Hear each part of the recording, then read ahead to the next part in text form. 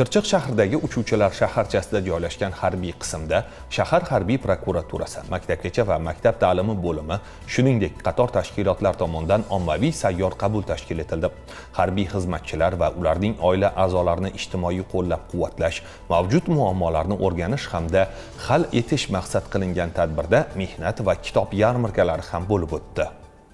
Dastlab harbiy xizmatchi va ularning oila a'zolari bilan muloqot o'tkazildi. Unda bugungi kunda harbiylar uchun yaratilayotgan sharoitlar, oila a'zolarining ijtimoiy himoyasi, namunali xodimlarni moddiy va ma'naviy rag'batlantirish tizimi haqida axborot yetkazildi. So'ng qatnashchilar insonning ma'naviy va intellektual rivojlanishiga xizmat qiluvchi turli adabiyotlar, harbiy tarix, strategiya, psixologiyaga oid nashrlar va boshqa nodir asarlar jamlangan kitob yarmarkasida ishtirok etdilar.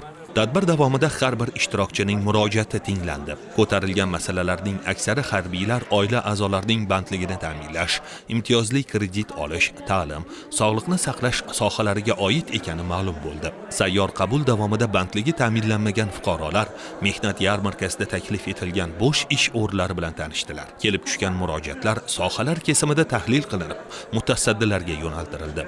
Muammolarning yechimi bo'yicha zaruriy ko'rsatmalar berildi. Muddat talab etiladigan masalalar nazoratga olindi.